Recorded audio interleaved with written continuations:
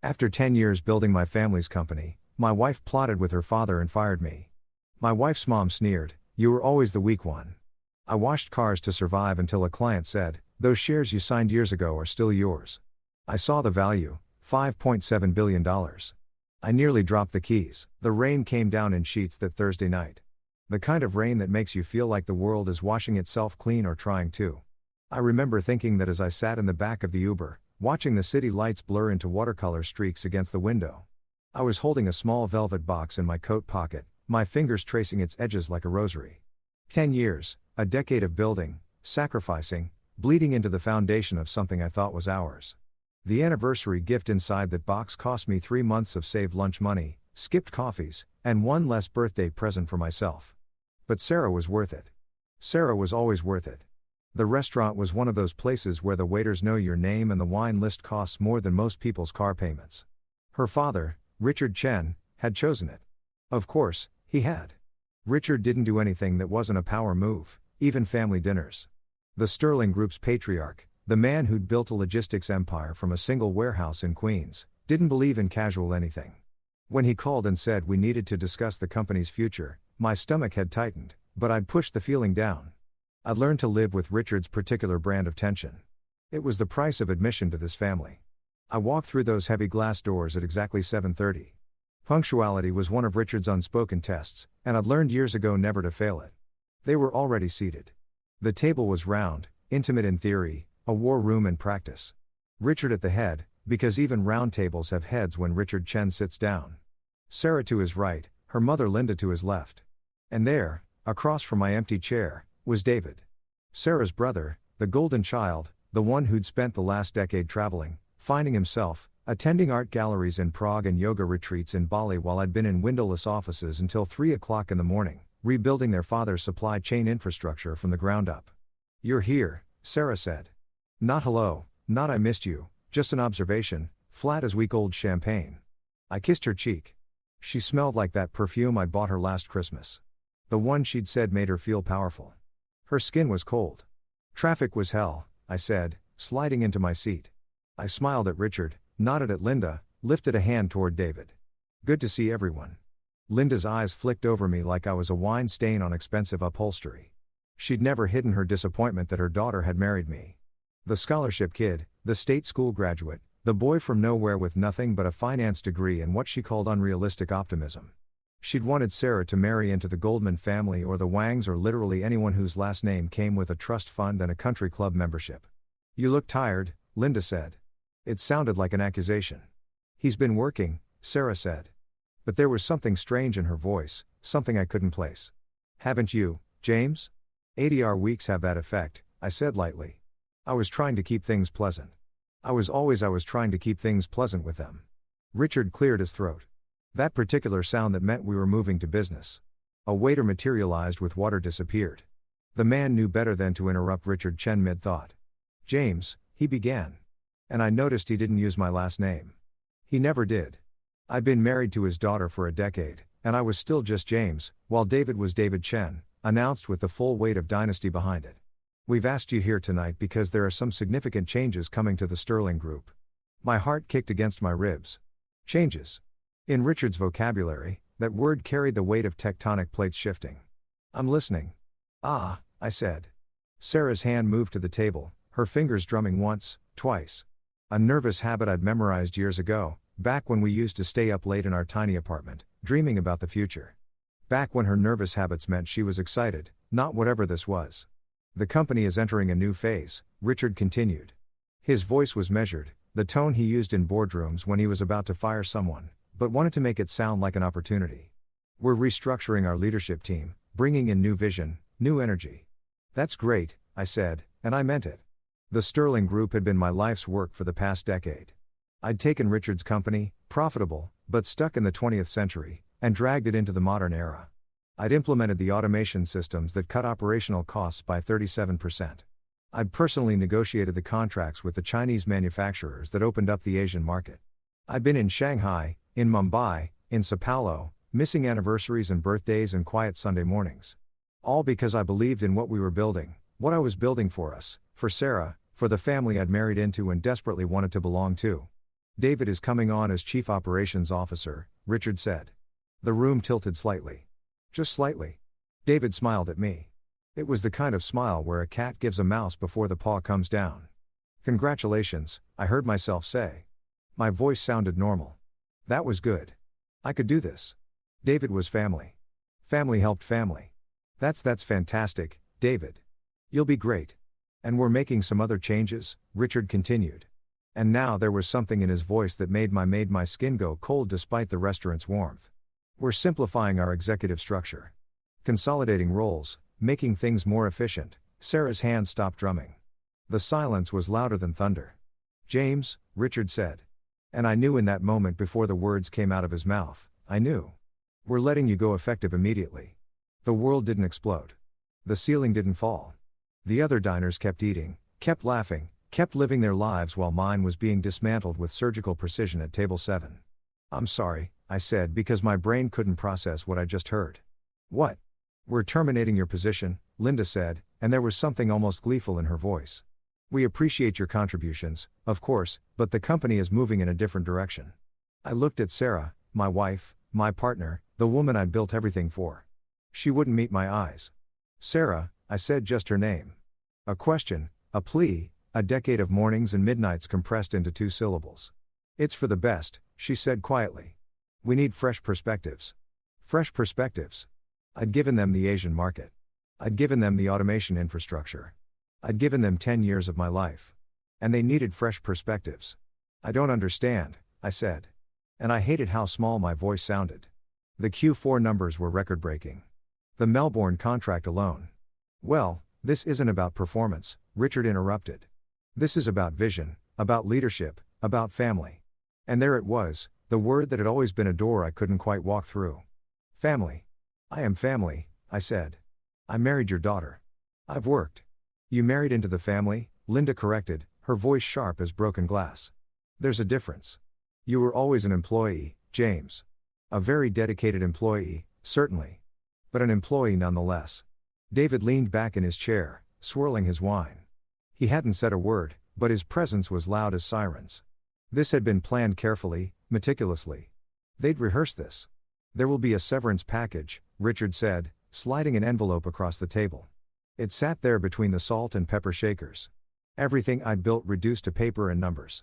It's generous, more than generous. 3 months' salary, benefits extended for 6 months. We're not monsters, James. I stared at the envelope. I didn't touch it. And my projects. I asked the Singapore expansion, the AI logistics integration, those are company projects, Sarah said. And now she did look at me and her eyes were ice. You don't own them. You never did. Something in my chest cracked. Not my heart. That would come later. This was something deeper. The foundation of who I thought I was, who I thought we were, splitting down the middle. How long have you been planning this? I asked. Silence. Sarah, I said. How long? 6 months, she said quietly. We've been discussing it for 6 months. 6 months. While I was in Seoul finalizing the warehouse contracts. While I was pulling all-nighters to make sure the quarterly earnings would make them proud. While I was shopping for an anniversary gift I couldn't afford, she'd been in her father's office planning my execution. I loved you, I said. Past tense. The words came out before I could stop them. Linda laughed. Actually laughed. The sound was like champagne glasses shattering on marble. Love, she said, shaking her head. You were always so dramatic, James. So emotional. That was your problem. You know, in business, emotion is weakness. Richard saw potential in you once, but potential isn't enough. You never had the killer instinct, the ruthlessness. You were always the weak one. The weak one. I stood up, the chair scraped against the floor, too loud in the careful quiet of the restaurant. I need some air, I said. Take the envelope, Richard said. You'll want to review the terms. Your lawyer will. I don't have a lawyer, I said. I was backing away from the table now, my hands shaking. I never needed one. I trusted you. I trusted all of you. Sarah's face flickered with something. Guilt. Regret. But it was gone so fast I might have imagined it. James, she started. Don't, I said. Just don't. I walked out of that restaurant into the rain. And I remember thinking that at least the weather matched the moment. At least the universe had that much sense of drama. I walked for blocks, my phone buzzing in my pocket, Texts from Sarah probably, or maybe HR with my final paperwork, and I didn't look at any of them. I ended up on a bench in Bryant Park, rain soaking through my coat, the velvet box still in my pocket. I took it out, opened it, the necklace and its intertwined with mine. The design I'd spent hours working on with the jeweler caught the streetlight and glittered like a promise that no one intended to keep. I sat there until the rain stopped, until the city around me went quiet, until the cold seeped so deep into my bones I couldn't feel my fingers. And then I went home to the apartment I could no longer afford in the building where the doorman already knew I didn't belong there anymore. You can see these things in people's eyes the exact moment you stop being someone who matters. And I started packing. 3 days later, I was sleeping on my college roommate Marcus's couch in Queens, staring at the ceiling at 4 a.m, wondering how you rebuild a life when someone's taken every single brick you used to build it. The answer I would learn was simple. You start with water and soap in someone else's car. You start at the bottom again. You start humble and you wait for the universe to remember that it owes you a receipt. The couch smelled like old pizza and broken dreams. Marcus' apartment was a studio in Atoria, the kind of place where the radiator clanged like a prisoner trying to escape and the neighbors' arguments bled through walls thin as promises. I'd lie there at night staring at water stains on the ceiling that looked like maps to countries I'd never visit and try to remember who I used to be. The first week I didn't leave the couch except to use the bathroom. Marcus would come home from his job at the tech startup, some app that promised to revolutionize grocery shopping or dating or both. I could never keep track. And he'd look at me with this mixture of pity and concern that made me want to disappear into the cushions. You got to eat, man, he'd say, leaving takeout containers on the coffee table. Thai food, Chinese, pizza. Everything tasted like cardboard. Sarah called 17 times the first 3 days. I know because I counted. I didn't answer. By day 4, the call stopped. By day 7, divorce papers arrived via courier. She'd had her lawyer, because of course she had a lawyer. Probably had one waiting in the wings the whole 6 months they'd been planning my professional murder. Draw up everything. The apartment was hers. The car was hers. The life insurance policy we'd taken out together, the joint accounts, the timeshare in Vermont we'd bought when we still believed in shared futures. All of it hers. I signed everything. I didn't have the strength to fight. And even if I did, what was I fighting for?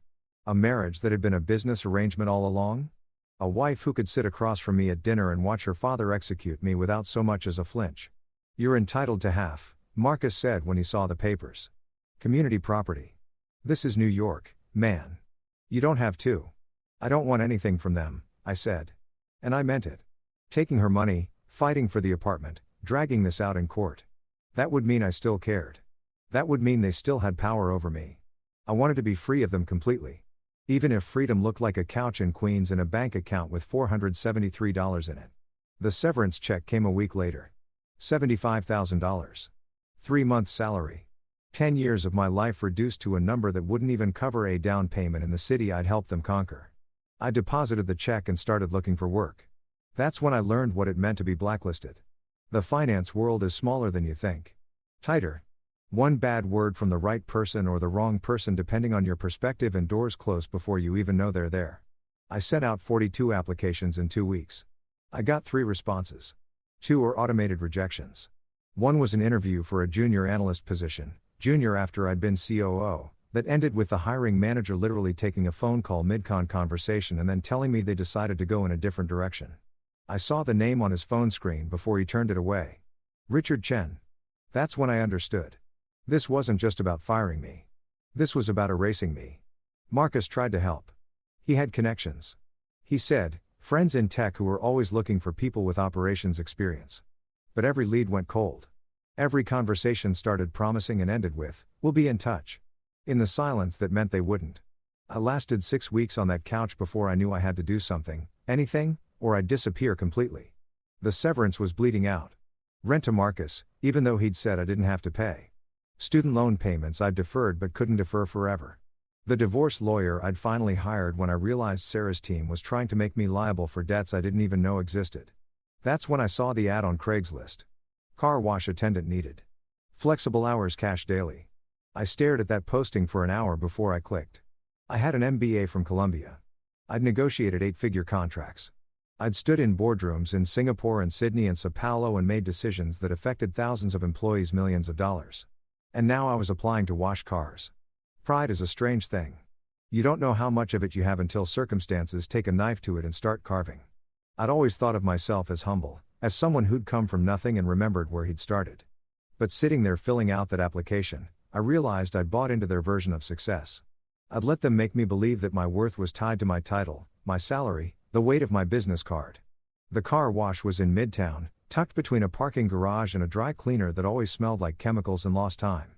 The owner was a guy named Tommy, 60-some with hands like leather, and a laugh that sounded like gravel in a blender. He looked at my application. I'd left off the MBA, the COO title, everything that would make him question why I was there, and hired me on the spot. "You start tomorrow," he said. 6 a.m. Don't be late. I wasn't. The work was exactly what you'd imagine. Spray down the cars, soap them up, rinse, dry, move to the next one, repeat. The water was cold, even in September.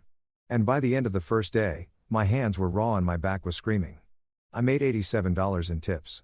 It was the most honest money I'd earned in years. The other guys who worked there were good people, real people. Carlos was trying to save for his daughter's quinceañera. Miguel was sending money back to family in Ecuador. Jay was a musician who worked mornings so he could play clubs at night. They didn't ask about my past.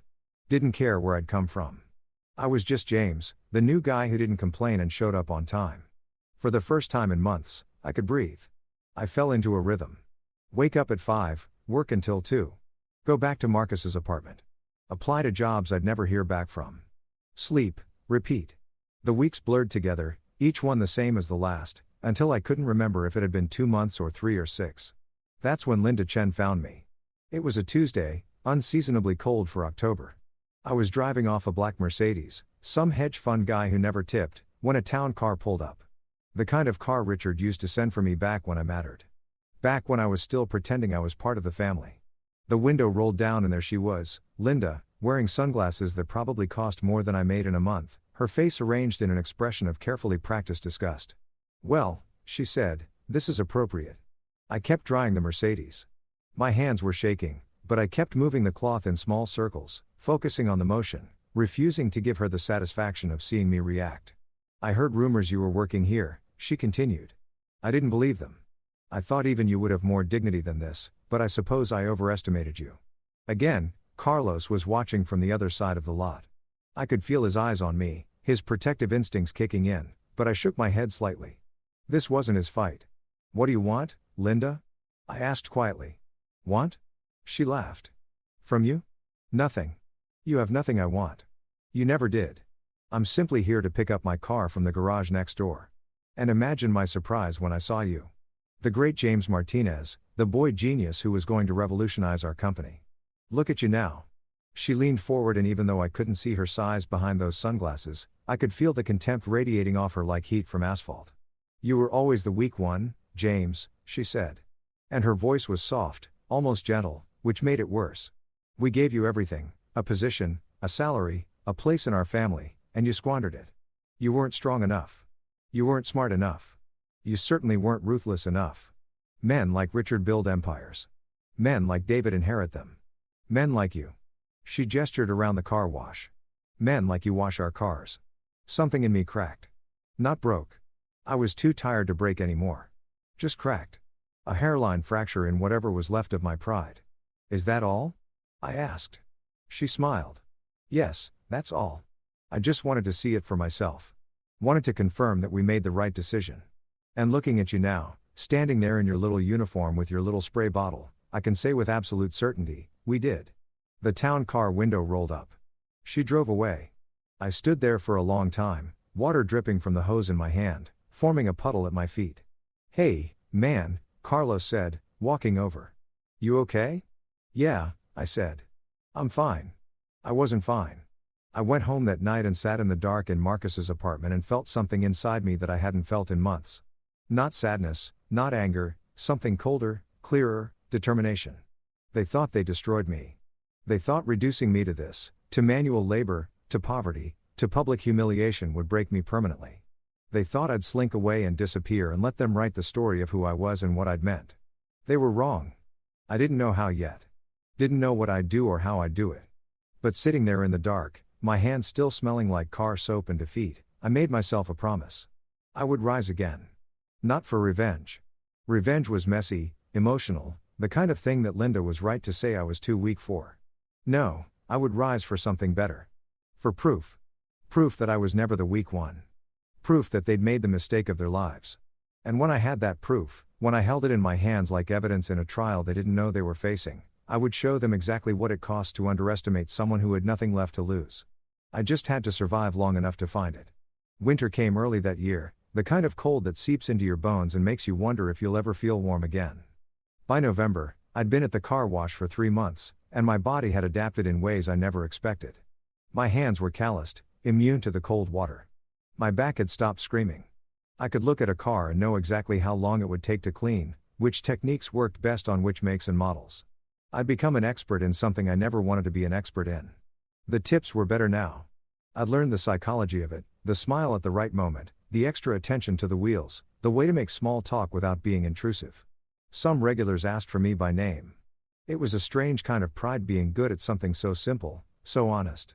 Marcus had stopped asking when I was going to find real work. I think he'd realized somewhere around the second month that this was real work. Maybe the most real work I'd ever done. No politics, no backstabbing, no pretending, just water and soap and elbow grease and the quiet satisfaction of something clean that wasn't clean before. But at night, alone on that couch, I still felt the weight of what I'd lost. Not the money, not the title. Those things seemed increasingly meaningless with distance. What haunted me was the belief. The naive, stupid belief that hard work mattered, that loyalty mattered, that if you gave everything to people you loved, they'd see your worth. I'd been such a fool. It was a Wednesday morning, gray and threatening snow, when the black Audi pulled up. Q7, maybe 2 years old, immaculate, except for the road salt, the kind of car that said money without screaming it. I grabbed my spray bottle and bucket and walked over. The driver's window rolled down and a man in his 60s looked out at me. Silver hair, expensive glasses, the kind of face that had seen things and decided not to be impressed by them. He was wearing a cashmere coat that probably cost more than my entire month's rent. Full service? I asked. He studied me for a long moment. Too long. It made the back of my neck prickle. James Martinez, he said. My stomach dropped. Nobody here knew my last name. I've been careful about that. Paranoid even. The other guys called me Jimmy or Jay or just hey you. Do I know you? I asked carefully. Robert Kleinfeld, he said, extending his hand through the window. We met once about 7 years ago. Singapore. You were negotiating the warehouse contracts for the Sterling Group. The world tilted slightly. Singapore. I remembered that trip. 3 weeks of brutal meetings, time zones that destroyed my sleep schedule. Humidity that made me feel like I was breathing water. I'd been younger then, hungry, still believing that proving myself would be enough. I shook his hand. His grip was firm, assessing. I remember, I said. You were representing the Tengku Interests real estate portfolio. You have a good memory, he said, looking pleased. I'm impressed you remember. It was a brief meeting. You were there with Richard Chen and his team. But I remember thinking, this kid, you couldn't have been 30 then. This kid actually understands what he's talking about. While the others were posturing, you were asking real questions. Smart questions. I didn't know what to say to that. Compliments felt like traps. Now air asked and there was no judgment in the question. Just genuine curiosity. Working my bond, I said simply. I heard rumors, he said. The finance world talks. I heard you were let go from Sterling. Heard it was sudden. Heard. He paused, choosing his words carefully. I heard it wasn't about performance. It wasn't, I said. He nodded slowly. Family business. Something like that. Those are the worst kind, he said. I've seen it 100 times.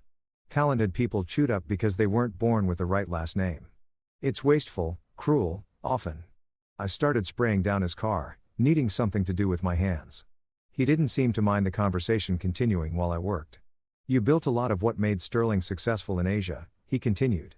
The logistics infrastructure, the vendor relationships, the automation systems. I kept tabs on it. I like to know who the real players are, not just the names on the letterhead. You did good work, Martinez. Really good work. Thank you, I said. The words felt strange in my mouth. I wasn't used to professional recognition anymore. I was used to good job from Tommy when I detailed a particularly difficult car or fist bumps from Carlos when we finished a busy rush. What are your plans? Kleinfeld asked. Plans? I almost laughed. Right now, get through today. Maybe tomorrow. That's it. I looked at him directly. Mr. Kleinfeld, I appreciate whatever this is. I do. But if you're here to offer me some kind of pity job, or if you want me to feel bad about myself, or if this is I'm here because I need my car washed," he interrupted. "And because I don't believe in coincidences, when I recognized you standing here washing cars, I thought, either this man has given up completely or he's doing what he needs to do to survive, and men who survive are interesting to me." I didn't respond. I kept working, moving to the wheel, scrubbing away the salt and grime. "Do you remember the paperwork you signed when you started at Sterling?" he asked suddenly. The question was so random it made me stop. "The employment contract?" I asked. "Before that, the very beginning when Richard first brought you on board." I thought back. It felt like another lifetime. I'd been 26, fresh out of Columbia, drowning in student debt, and desperate to prove myself. Richard had made me an offer, decent salary, equity incentive, the promise of building something meaningful. "There was a stock agreement," I said slowly. "Minor equity stake 0%. It was symbolic more than anything. Richard said it was to make me feel invested in the company's success." Kleinfeld smiled. 3% to be exact. "I know because I reviewed Sterling's corporate structure last year when they were exploring some joint ventures with one of my holdings. That agreement, did you ever buy out? Did you ever sign anything terminating that equity position?" I tried to remember 10 years of paperwork, hundreds of documents signed in hundreds of offices. The severance agreement had been thorough, covering everything from intellectual property to non-compete clauses to confidentiality. "But equity? I don't think so." I said. "They never mentioned it. The severance papers didn't check." Kleinfeld said, "Check very carefully because if that equity stake still exists and if they didn't properly terminate it as part of your severance, you might own more of that company than you think." My hands had stopped moving. The spray bottle hung loose at my side. "Why would that matter?" I asked. 3% of Sterling is nothing. Even with the growth, that's 3% of Sterling Group before the Asian expansion, he corrected. Before the automation implementation, before the 3 acquisitions they have completed in the last 8 months, before the Melbourne deal you negotiated closed and added $2 billion in valuation. The number hung in the air between us like smoke. "They've been growing," he continued, aggressively. "The company you helped build is worth exponentially more than it was when you signed that agreement. And if that equity still exists, if they forgot about it or assumed you'd never check or simply didn't bother to clean it up," he paused. "Well, let's just say 3% of $19 billion is more than nothing." I couldn't breathe, couldn't think. The math was trying to happen in my brain, but kept sliding away like water on wax paint. 19 billion, I repeated. As of their last valuation round, yes, they're positioning for an IPO next year. The company is worth more than Richard probably dreamed when he started it. 3% of $19 billion. I'd washed enough cars in the past 3 months to know basic arithmetic. "That was 57 million, I said quietly. "If the equity stake still exists," Kleinfeld cautioned. "That's a big if. I'm not a lawyer. I'm just a man who's seen enough corporate divorces to know that sometimes in the rush to get rid of someone, companies make mistakes. They forget to cross T's. Do E's, especially family companies that aren't used to playing by institutional rules." He handed me a business card through the window. Heavy stock, embossed lettering, the kind of card that meant serious money. "I have a lawyer," he said. "Best corporate attorney in New York. Absolutely vicious. Completely ethical, and she loves cases like this. Cases where the little guy might have been screwed. If you want, I can make an introduction. No obligation. Just look into it. Pull your files. Check what you signed, what you didn't sign." I took the card with numb fingers. "Why are you helping me?" I asked. He smiled, but there was something hard in it. "Because I've built 3 companies from nothing. Martinez, I know what it takes. I know the difference between someone who's riding coattails and someone who's actually pulling the sled. And I watched Richard Chen take all the credit for work you did. I watched him in meetings talking about our strategy and our vision when I knew damn well whose strategy it really was." He started his engine. "Also," he added, "I really hate bullies, and family bullies are the worst kind. They make you think you're supposed to take it. That loyalty means letting them destroy you." I stood there holding his business card as he drove away. My Audi gleaming and perfect. The card said Patricia Wong, Corporate Law, Kleinfeld and Associates. Carlos came over whistling low. "That guy tipped you $100. He said, "What did you do? Wash his car with your tongue?" I looked down. There was a folded bill in my bucket. Benjamin Franklin staring up at me. "He was just an old client," I said. But that night, back at Marcus's apartment, I couldn't sleep. I pulled out the box I'd shoved under the couch 3 months ago, the box with all my Sterling documents, the things I couldn't bear to look at, but couldn't bear to throw away either. I dug through severance agreements, NDAs, intellectual property transfers. Page after patch of legal language, all of it designed to separate me from the company I'd built. But nowhere, and I checked 3 times, 4 times, 5 times, nowhere was there any mention of equity termination. No buyout clause, no forfeit agreement, nothing. The original stock certificate was there, yellowed and forgotten at the bottom of the box. 3% of the Sterling Group issued to James Martinez, dated January 15, 10 years ago. I held it up to the light like it might disappear if I looked away. $57 million. If it was real, if it was valid, if they'd made the mistake I suddenly, desperately hoped they'd made.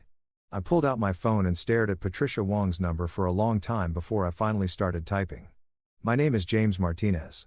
Robert Kleinfeld gave me your card. I need to know if I still own part of the company that destroyed my life. I hit send before I could second guess as myself. The response came back in less than 2 minutes. Come see me tomorrow, 9 a.m. Bring everything. Patricia Wong's office was in Midtown, 53rd floor of a building where even the elevator felt like it was judging you. I stood in the lobby at 8:45 wearing the only suit I still own, the one I'd worn to my last day at Sterling, now slightly too big because I'd lost weight washing cars and eating ramen. My shoes were scuffed. My tie was from JCPenney. I looked like exactly what I was.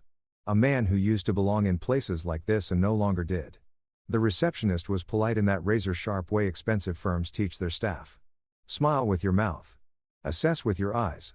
Make people know they're being measured. Mr. Martinez, she said, Miss Wong is expecting you. Conference room 3. The conference room had floor-to-ceiling windows overlooking the city. The kind of view that reminded you how small you were and how big the game was. Patricia Wong was already there, standing at the window with her back to me, talking on her phone in rapid Cantonese. She was smaller than I'd expected, maybe 5 feet 2 inches, wearing a black suit that probably cost more than I'd made in the last month. Her hair was pulled back in a severe bun, and when she turned around, her eyes were the sharpest thing I'd ever seen. I'll call you back, she said into the phones, then to me. Sit. I sat. She didn't waste time on pleasantries. Robert says you might have an equity stake in a company that fired you. The Sterling Group, Logistics, and Supply Chain, Richard Chen's baby. That correct? Yes, I said. And you brought documentation. I slid the folder across the table. Everything I'd found last night, the original stock certificate, the employment contract, the severance agreement, my entire professional life reduced to 37 pages. She put on reading glasses and started going through it with the focus of a surgeon examining x-rays. She didn't speak for 10 minutes, just read, occasionally making notes on a legal pad with a fountain pen that looked like it cost more than my rent. Finally, she looked up. This is interesting, she said. Interesting good or interesting bad? Interesting like watching a man fall off a building in slow motion. You don't know if he's going to hit the ground or if there's a miracle waiting. She tapped the stock certificate. This is legitimate. Properly executed. Filed with the New York Secretary of State. 3% equity stake issued January 15, 15 years ago. No expiration, no buyback clause, no forfeit language. It's clean. My heart was hammering. And the severance agreement doesn't mention it, not once.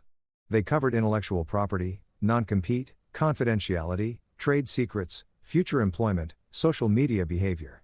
They were very thorough about everything except the one thing that actually matters. She smiled, and it was the smile of a predator that had just spotted wounded prey. They forgot about your equity. How is that possible? I asked. They had lawyers, good lawyers. This is a billion-dollar company. Family companies make family company mistakes, she said. They operate on assumptions, relationships, informal agreements. Richard Chen probably thought of that equity stake as a gesture, something symbolic he gave you when you were young and grateful. He probably forgot it existed. Or he assumed it was so small it didn't matter. Or, and this is my personal theory, he was so focused on humiliating you, on making you feel worthless, that he didn't think you'd ever have the nerve to check. She leaned forward. Do you know what Sterling Group's current valuation is? Kleinfeld said 19 billion. Close. As of their last funding round in September, they're valued at 18.7 billion. They're preparing for an IPO next spring. The preliminary prospectus is public record. I pulled it this morning. They're projecting a 24 billion IPO valuation. Conservative estimates say the stock will double in the first year. The numbers were too big. They kept sliding around in my head, refusing to become real. 3% of $18.7 billion, I said slowly. Is 56.1 million? She finished. Current value. If they IPO at 24 billion and you retain your shares, you're looking at 72 million. If the stock performs the way analysts predict, you could be looking at 150 million within 3 years. The room was spinning. I gripped the edge of the table. But there's a problem, she continued. Actually, several problems. First, that equity is currently illiquid. You can't just cash it out. It's shares in a private company. Second, if they discover you're claiming this stake, they will fight hard. They'll argue that it was invalidated by your termination, that there was a verbal agreement, that you waived it somehow. They'll drown you in motions and depositions and legal fees until you give up. So, I can't win, I said. My voice sounded hollow. I didn't say that. Her smile widened. I said they'll fight, but here's what they don't know yet. You have time on your side. That IPO prospectus, it has to disclose all shareholders with stakes above 1%. Your name isn't on it, which means either they genuinely forgot you exist or they're committing securities fraud by omitting a material shareholder. Either way, the SEC would be very interested. She pulled out a thick document and slid it across the table. This is what we call leverage, Mr. Martinez. If we threaten to go to the SEC before the IPO, Richard Chen has 3 choices. 1. Fight us and delay the IPO while they sort out the shareholder dispute, which will cost them millions and make investors nervous. 2. Buy you out immediately at current valuation to make you go away quietly. 3. Let you keep the shares and add you to the prospectus, which means admitting they screwed up and having you as a permanent shareholder in their family company. Which option do you think they'll choose? I asked. Depends on how much pride Richard has versus how much he wants that IPO money. But my guess, they'll try to buy you out, offer you 30 million, 40 million, something that sounds huge to you, but is a discount to them. They'll make it seem generous. They'll make you feel like you're getting more than you deserve. What do you think I should do? She sat back, studying me. That depends on what you want. Is this about money? Because if it is, take the buyout. $30 million is more than most people see in a lifetime. Walk away. Rebuild your life. Never think about them again. And if it's not about money, then you hold it, you refuse the buyout. You demand your seat at the table. You make them add you to the prospectus. You become a shareholder they can't erase. You sit in their annual meetings. You vote on their decisions. You remind them every single day that they didn't destroy you, that they couldn't. Her eyes were gleaming now. She was enjoying this. That's what you want, isn't it? She said, not the money, the proof. You want to prove they were wrong about you. I thought about Linda's face through that town car window. You were always the weak one. I thought about Sarah's ice-cold eyes across that restaurant table. I thought about Richard's dismissive tone, David's smug smile, the 6 months they'd spent planning my eraser while I worked myself to exhaustion, believing I was building our future. Yes, I said quietly. I want them to know they were wrong. Patricia nodded slowly. Then here's what we do. We file a formal claim with the company notification that you're asserting your shareholder rights. We give them 30 days to respond. They'll panic, call their lawyers, scramble to figure out how this happened. Then they'll come to us with offers. Big offers. Scary big offers designed to make you shut up and disappear. And I say no. You say no. We negotiate only for one thing. Recognition as a legitimate shareholder with full voting rights. We don't ask for more equity. Don't ask for damages. Don't make this about money. We make it about principle, about what's legally, indisputably yours. They'll hate that, I said. They'll despise it. Richard Chen doesn't lose. He especially doesn't lose to people he's already defeated. It'll drive him insane. She smiled, which is frankly the best part. What's this going to cost me? I asked. I have about 60,000 left for my severance. I can't afford. Robert's retainer covers the initial filing and negotiation, she interrupted. He's already paid me. Consider it an investment. He likes you. More importantly, he hates your in-laws. The Chen screwed him on a deal about 5 years ago. He's been waiting for an opportunity to return the favor. I stared at her. So, this is revenge. This is business. The fact that it also happens to be incredibly satisfying revenge is just a bonus. She gathered up the documents. I need you to sign some papers. Power of attorney, legal representation agreement, a few other things. And I need you to prepare yourself for what? For them to come at you with everything they have. They'll investigate you, dig up dirt, try to find leverage. They'll make offers that sound like miracles. They'll have Sarah call you. Probably use your history against you. They'll play on your guilt, your feelings, your desire to not be the bad guy. She leaned across the table, her voice dropping. Can you handle that? Can you look your ex-wife in the eye and tell her no? Can you sit across from your former father-in-law and not back down? Because if you can't, we should walk away right now, take what we can get, and call it a win. I thought about the couch in Marcus's apartment, the cold water at the car wash, the sound of Linda's laughter when she called me weak, the 3 months of silence from every person I'd thought was a friend who disappeared the moment I was no longer useful. I can handle it, I said. Patricia smiled. Good, because honestly, this is the most fun I have had in years. Family companies think they're untouchable. They think loyalty and tradition matter more than contracts and law. I love proving them wrong. She stood up, extended her hand. Welcome to the fight of your life, Mr. Martinez. Try not to let them see you sweat. I shook her hand. Her grip was iron. One more thing, she said as I was leaving. Don't tell anyone about this. Not your roommate, not your coworkers, not anyone. When we file, it needs to be a surprise. The element of shock is part of our leverage. How long until we file? I'll have everything ready by Friday. We'll serve them next Monday morning. By Monday afternoon, your life is going to get very interesting. I walked out of that office building into the November cold. And for the first time in months, I felt something besides numbness. I felt dangerous. I went to the car wash that afternoon and worked my shift. Sprayed down Benzes and Beamers and Teslas.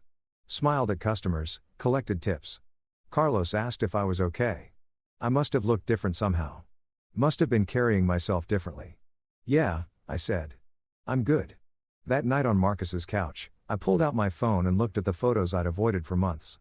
Pictures of Sarah and me, our wedding day, vacations, quiet Sunday mornings. All those moments I thought were real. I deleted every single one.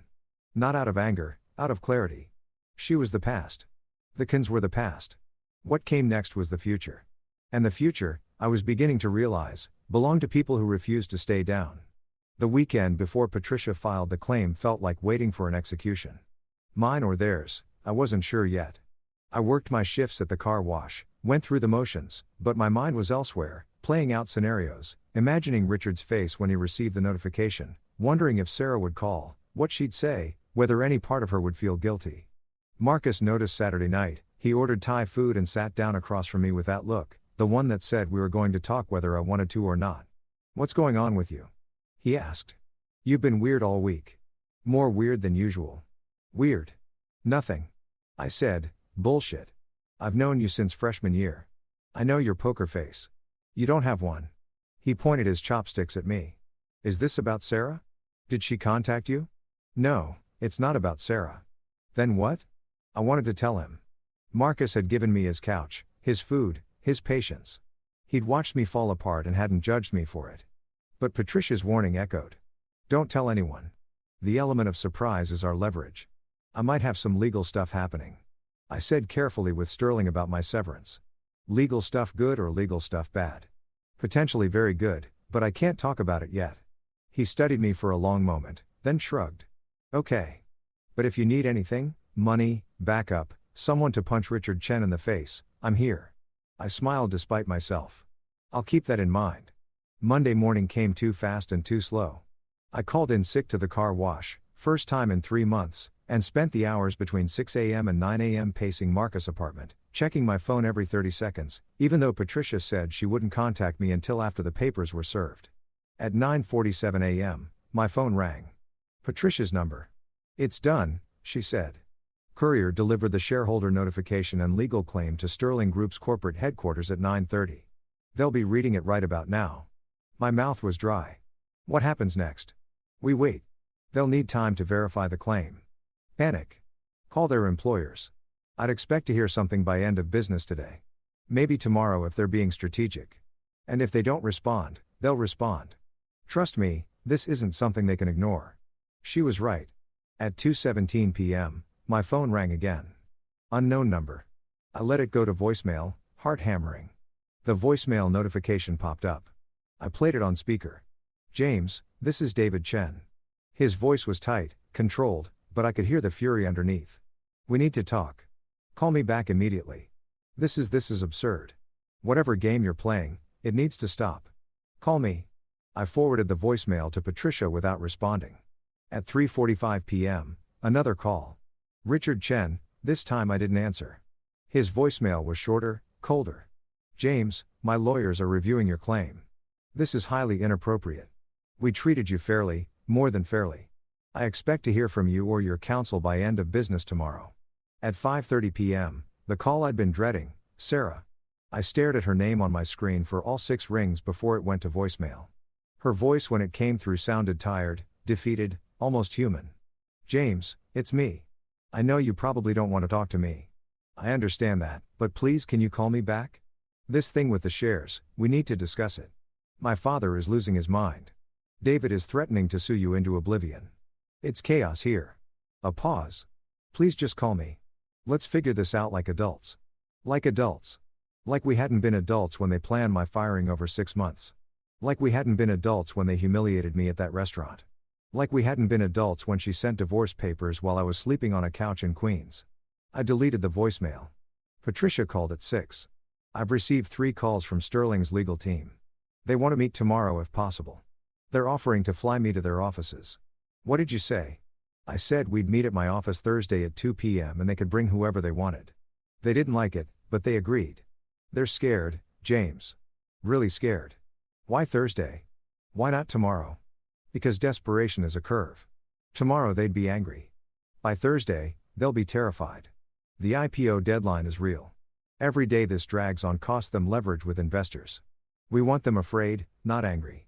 Tuesday was quieter. Just 2 calls. One from a number I didn't recognize, probably another Sterling lawyer, one from David again.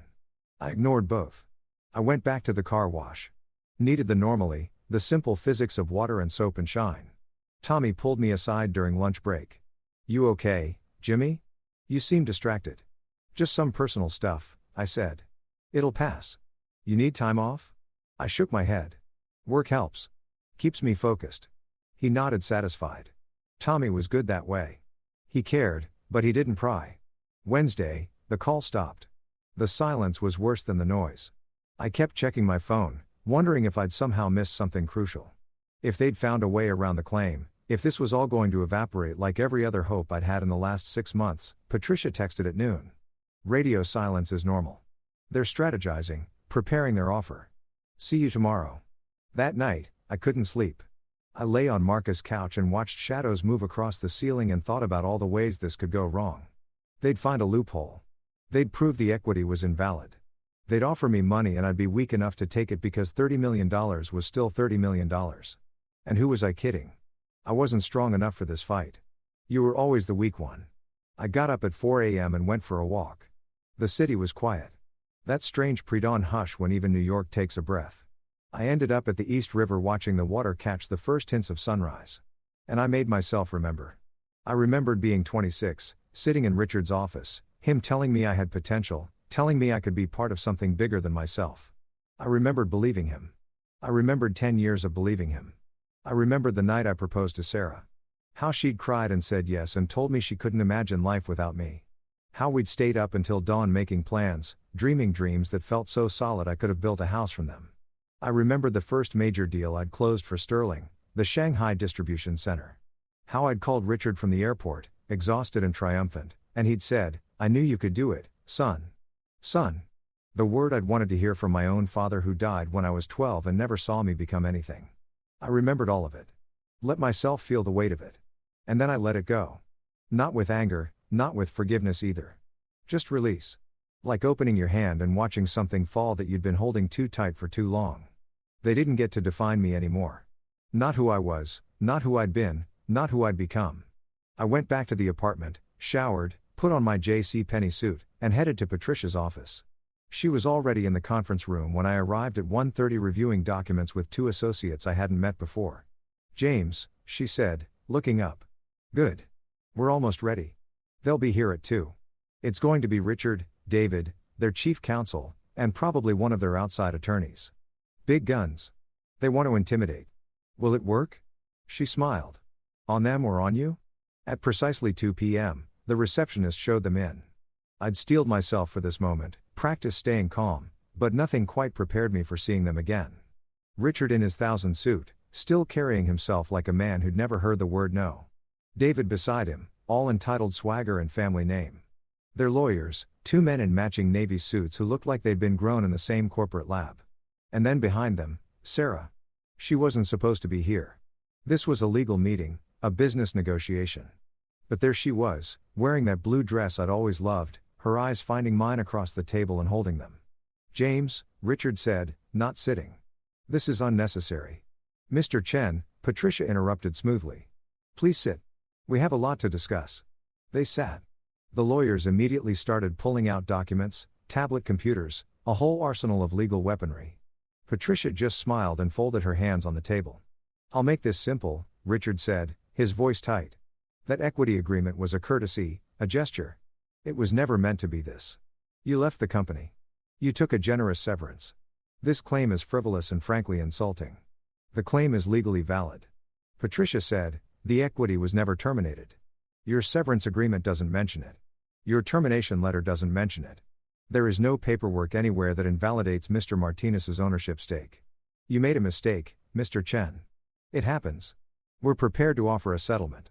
One of the lawyers said, $20 million, full release of all claims, confidentiality agreement. Mr. Martinez can walk away and rebuild his life. 20 million. The number hung in the air like a golden parachute. 6 months ago, a week ago, maybe even yesterday, I might have taken it. No, I said. Sarah's eyes widened, Richard's jaw clenched. Excuse me, David said. You're washing cars for minimum wage and you're turning down $20 million. I'm turning down $20 million, I confirmed. Then you're an idiot, David said. David, Sarah said quietly. Don't. 25 million, Richard said. Final offer. Take it or we'll bury you in litigation. We have resources you can't imagine. We'll fight this for years, decades. You'll spend every penny you have and still lose. Patricia leaned forward. Mr. Chen, let me be very clear. My client isn't interested in a buyout. Not at 20 million, not at 50 million, not at any number. He wants what's legally his recognition as a shareholder with full voting rights. That's all. That's not acceptable, Richard said. Then we have a problem, Patricia said, because your IPO prospectus is due for final SEC filing in 6 weeks, and right now it's incomplete. You failed to disclose a material shareholder. That's securities fraud, Mr. Chen. The penalties are severe. The delays could be catastrophic. The room went very quiet. You're threatening us, Richard said slowly. I'm stating facts. You have 3 options. Buy him out. He's declined. Fight him in court. That delays your IPO and cost you hundreds of millions. Or recognize his legitimate stake and add him to the prospectus. Those are your choices. There has to be another way, Sarah said. And she was looking at me now. Really looking at me. James, please. We can work this out, you and me, like we used to. And there it was. The play Patricia had warned me about, the emotional manipulation, the call back to better days. There's nothing to work out, I said quietly. I own 3% of Sterling Group. I've owned it for 10 years. I'm not giving it up. I'm not selling it. I'm keeping what's mine. After everything we gave you, Richard started. You gave me nothing, I said, and my voice was steady, calm, the calmest I'd felt in months. I earned everything. Every contract, every deal, every innovation. I built your Asian expansion. I designed your automation systems. I made you billions. And you fired me over dinner like I was nothing. You were family, Sarah said, and her voice cracked. I was never family. Your mother made that very clear. Richard stood up. We're done here. You want a war, James? You'll get one.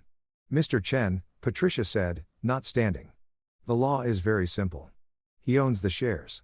You can't erase that. You can fight it, waste everyone's time and money, but the outcome is inevitable. Or you can be smart. Add him to the prospectus. Let him keep his 3%. Stay silent. Vote his shares as a block with yours. He's willing to agree to that. You get your IPO. He gets his dignity. Everyone walks away. Richard stared at her, then at me. I watched him calculate, saw the precise moment he realized he'd lost. I need time, he said finally. You have until Monday, Patricia said. After that, we file with the SEC. They left, all of them.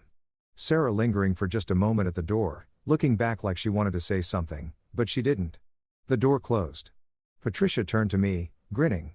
Well, that went better than expected. I was shaking. Adrenaline, fear, relief, everything at once. Did we win? I asked. What? Yet, but we're close. Very close. My phone buzzed. Text from an unknown number. We need to talk privately. Just you and me. Please, Sarah. I showed Patricia. She raised an eyebrow. Your call, she said, but be careful. She's either genuinely sorry or she's trying one last play. I stared at the message for a long time. Then I turned off my phone. I didn't turn my phone back on until Friday morning. When I did, there were 43 missed calls. 17 from Sarah, 12 from David, 8 from unknown numbers. Probably their lawyers trying different tactics. 6 from Richard and just one, from Patricia. They're panicking. Good. Stay strong. The voicemails were a symphony of desperation. David threatening lawsuits. Richard's lawyers using words like tortious interference and bad faith negotiation. And Sarah. Always Sarah. Her voice getting progressively more raw, more real until the last message. Left at 2 o'clock in the morning where she was crying. James, please. I know I don't deserve it, but please just talk to me. 5 minutes. That's all I'm asking. I need to explain. I need you to understand what happened. What I a long pause. The sound of her breathing. I'm sorry. I'm so sorry. Please. I listened to that message 3 times, hating myself for it. Hating that part of me that still remembered loving her, that still heard the girl I proposed to under the Brooklyn Bridge. Not the woman who'd watched me get executed at dinner without saying a word. Marcus noticed me staring at my phone. You okay? Sarah keeps calling. You going to talk to her? I don't know. My lawyer said to be careful that it might be a trap. What does your gut say? I thought about it. My gut said a lot of things. That I missed her. That I hated her. That I wanted to understand how someone could claim to love you and destroy you in the same breath. That maybe, just maybe, there was more to the story than I knew. My gut says I'm an idiot if I meet her. And I said, then don't. But by Saturday afternoon, I texted her back. One conversation, public place, tomorrow, 3 p.m. the coffee shop on Lexington and 52nd. Her response was immediate. Thank you. I'll be there. Sunday arrived wrapped in that particular kind of cold that makes you question every decision that led you outside. I got to the coffee shop at 2:40, ordered a black coffee I didn't drink, and sat at a table by the window where I could see her coming. She arrived at exactly 3:00 p.m. That was so Sarah, punctual to the point of compulsion, another trait she'd inherited from Richard. She was wearing jeans and a simple sweater, her hair down, no makeup. She looked smaller, somehow, younger, more like the woman I'd married and less like the stranger who'd divorced me. She ordered tea, chamomile, no sugar, the same thing she always ordered when she was stressed, and sat down across from me. For a long moment, neither of us spoke. Thank you for meeting me, she said finally. I'm not sure why I did. Because you're a better person than I am. She wrapped her hands around her cup, not drinking. James, I need you to know that I didn't want to do it. Any of it. The firing, the divorce, any of it. But you did it anyway. Yes, I did it anyway.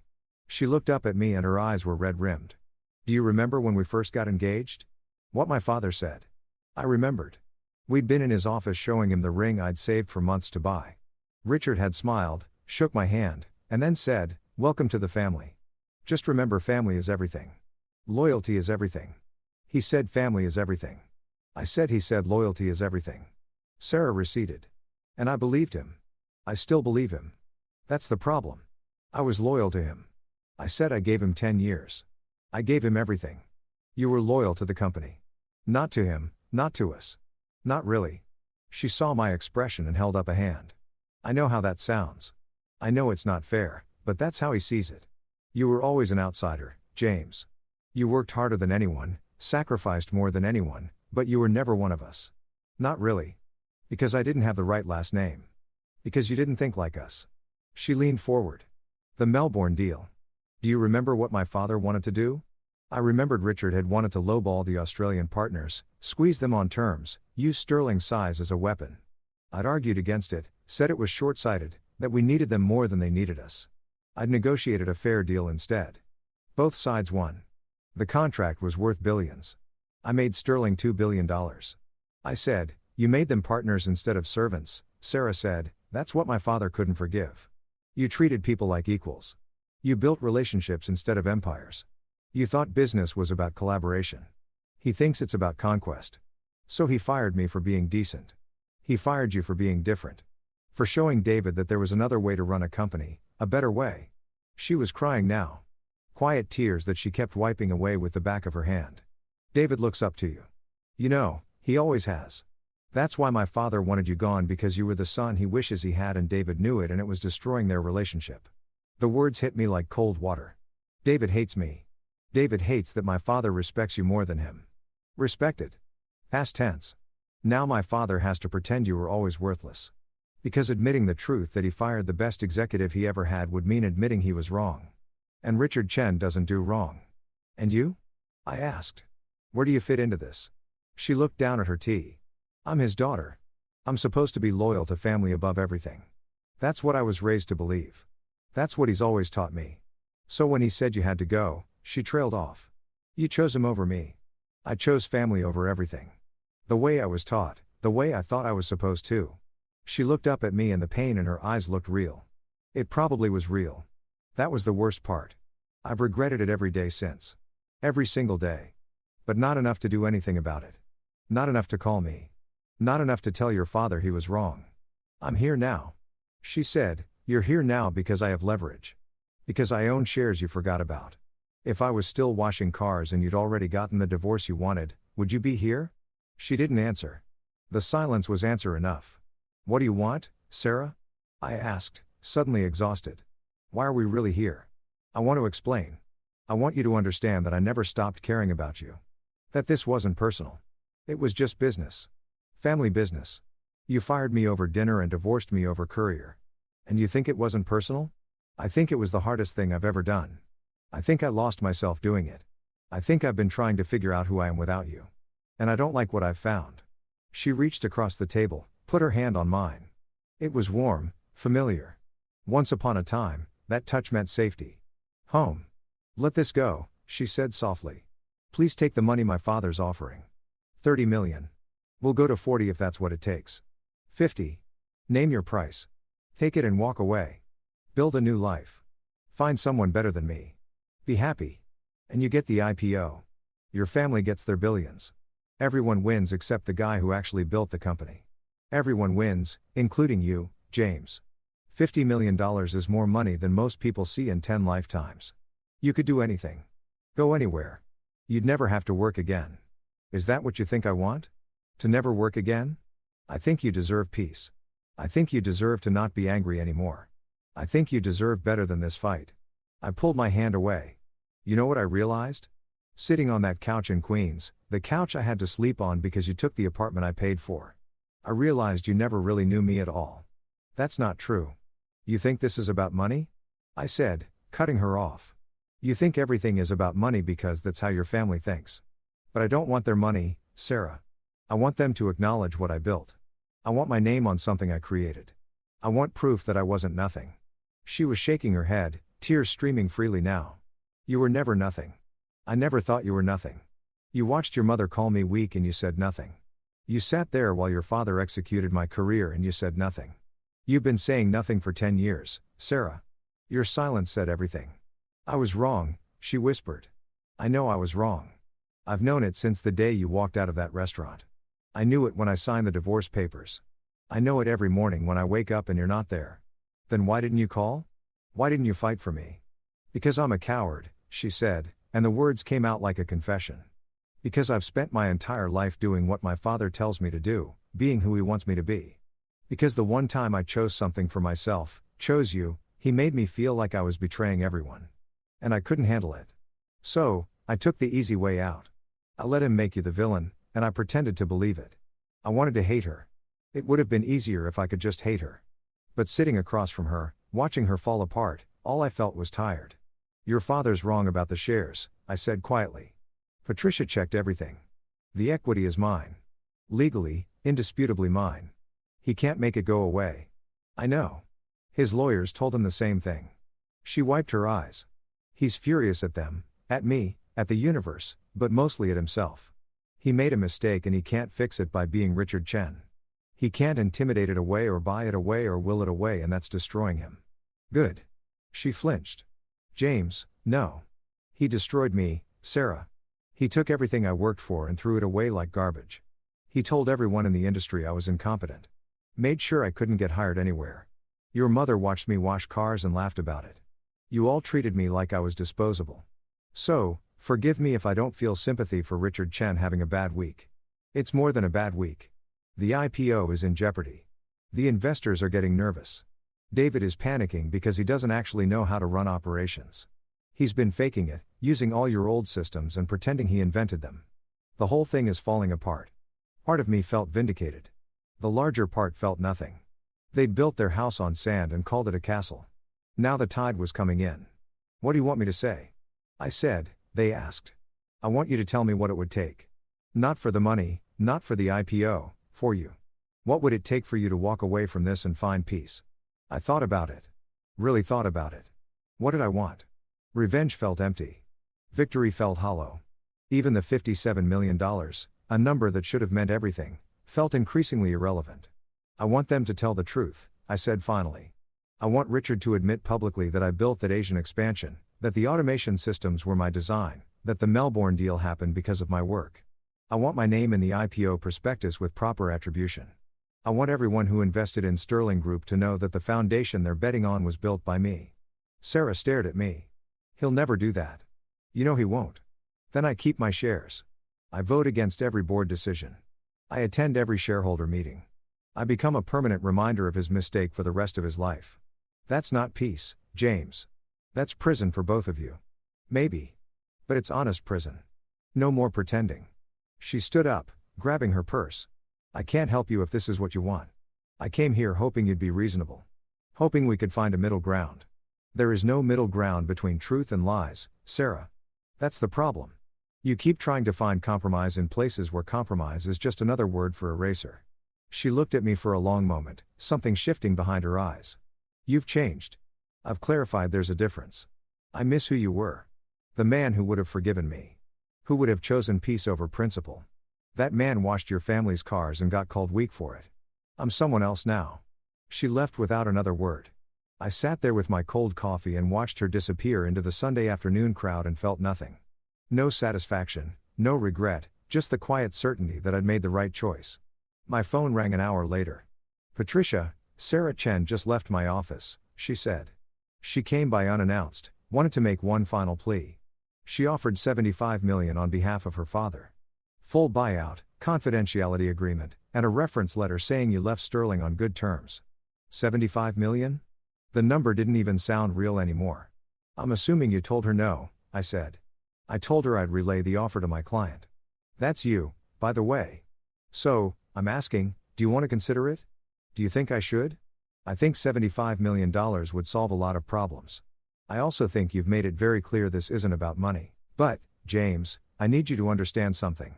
If we reject this offer and move forward, things get ugly. Really ugly. They'll come after you personally, dig up everything, try to destroy your credibility, make you regret ever filing this claim. I worked for them for 10 years. They know everything about me already. You'd be surprised what people can weaponize when they're desperate. Old emails taken out of context. Colleagues who will testify you were difficult to work with. They'll paint you as greedy, vindictive, someone who's trying to exploit a technicality to steal from a family that gave you everything. None of that is true. Truth doesn't matter when you control the narrative. They have PR firms, media connections, money to make you the villain. Are you ready for that? I thought about Linda's face through that car window. David's smug smile at that dinner table. Richard's dismissive tone when he fired me like I was nothing. Sarah's cold eyes as she chose her family over everything we'd built together. Yes, I said. I'm ready. Patricia was quiet for a moment. Okay, then. I'll inform them the offer is rejected. Tomorrow morning, we'll file with the SEC. By tomorrow afternoon, this becomes a public matter. There's no going back after that. Good. James, one more thing. When this hits the news, and it will hit the news, your life changes. Reporters will call. Investors will want to know who you are. Sterling's competitors will reach out. You won't be anonymous anymore. You won't be able to go back to washing cars and living quietly. Is that what you want? I looked around Marcus's apartment, the couch that had been my home for 4 months. The life I'd built in the wreckage of the old one. Simple, honest, small. I don't know what I want yet, I said. But I know what I don't want. I don't want to disappear. I don't want them to write my story. I don't want another 30 years wondering if I was really as worthless as they made me feel. Fair enough. Get some rest. Tomorrow's going to be interesting. I didn't rest. I went to the car wash Monday morning, my last shift before everything changed. And I worked like I'd worked every day for the past 4 months. Carlos noticed something was different. You seem lighter, man, he said during lunch. Like you're carrying less weight.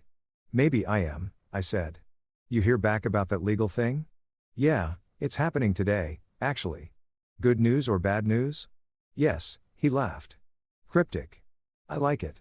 Well, whatever it is, I owe you deserve something good. You're a good dude. Jimmy, best work ethic I've ever seen. You ever want a reference, I got you. The simplicity of it almost broke me. This man, who knew nothing about my past or my degrees or my accomplishments, valued me for showing up on time and doing honest work. It was the purest respect I'd received in years. Thanks, Carlos. That means a lot. At 2:47 p.m., while I was drying off a Lexus, my phone buzzed. Patricia, it's done. SEC filing submitted. Sterling Group is now officially required to address the shareholder discrepancy in their prospectus. Expect fireworks. At 3:15 p.m., the first news alert popped up. Sterling Group IPO faces unexpected shareholder dispute. The article was brief, just the facts. Former executive claiming ownership stake. SEC investigating discrepancy. Potential impact on $24 billion valuation. By 4 p.m. my phone was ringing nonstop. Unknown numbers, reporters probably. I ignored them all. By 5 p.m. the story had grown. Bloomberg picked it up. Then Reuters, then the Wall Street Journal. Sterling Group's hidden shareholder, former COO, claims $78 stake. Tommy called me into the office at 5:30. He had his laptop open, an article on the screen. He looked at me, then at the screen, then back at me. James Martinez, he read aloud, former chief operating officer of Sterling Group, claiming 0.3% equity stake valued at approximately $70 million. James, is this you? I nodded. You're a millionaire. Not yet. Maybe never. It's complicated. He sat back in his chair processing. You've been washing cars for 4 months. You're potentially worth $70 million and you've been washing cars. I needed the work. I needed to remember what honest work felt like. He laughed, shaking his head in disbelief. You're either the craziest or the chest person I've ever met. I can't decide which. Can I finish my shift? Are you kidding? Get out of here. Go deal with whatever this is. And James, he stood up, extended his hand. It's been an honor having you. Not because of the money or the company or any of that. Because you showed up every day and did the work without complaining. That's character. That matters more than all the millions in the world. I shook his hand, feeling a lump in my throat. Thanks, Tommy, for everything. For giving me a chance when no one else would. You ever need a reference? You know where to find me. I left the car wash for the last time and walked to Marcus's apartment through the early evening cold. The city felt different somehow, sharper, more alive. Or maybe I was just paying attention again. Marcus was already home when I arrived, his laptop open. The news on the screen. Dude, he said, dude, you're on Bloomberg. You're on CNBC. They're talking about you on the business channels. I know. $70 million, James. $70 million. I know. And you didn't tell me. We've been eating ramen for months and you potentially own $70 million. I didn't own anything until today. Until this morning, it was just a maybe, a hope. Now it's real. He closed his laptop, looked at me seriously. What happens now? I don't know. Patricia says Sterling has 30 days to respond to the SEC. They'll probably try to fight it. Claim the shares are invalid somehow. Drag it out. But you'll win. She thinks so. The law is pretty clear. Then you're rich. You're actually going to be rich.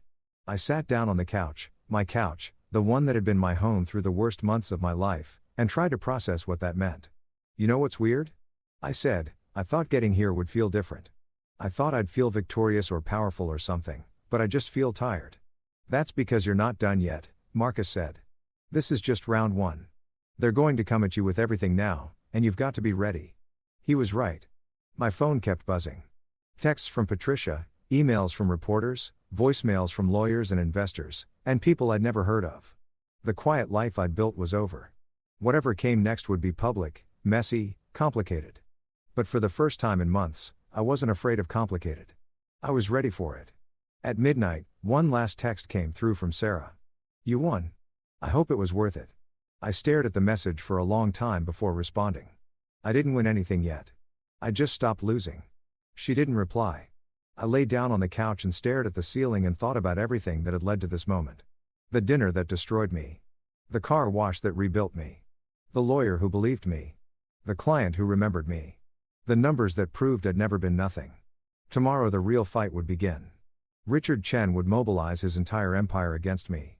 The lawyers would file motions. The media would dig into my past. The machine I'd helped build would try to crush me. But tonight, I let myself feel something I hadn't felt in a very long time. Hope. Not hope that I'd win. Not hope that I'd get rich. Not even hope that I'd get the recognition I deserved. Just hope that I'd proven, at least to myself, that Linda Chen was wrong. I was never the weak one. I was the one who survived. The reporters found Marcus's apartment building by Tuesday morning. I woke up to the sound of someone buzzing the intercom, insistent and repetitive. When I looked out the window, there were 3 news vans parked on the street, cameras pointed at the entrance like weapons. "You're famous," Marcus said, peering over at my shoulder. Or infamous. I can't tell which. Patricia called at 7 a.m. Don't talk to anyone. Don't answer the door. Don't post anything on social media. Sterling's PR machine is already spinning this, and we need to control the narrative. What are they saying?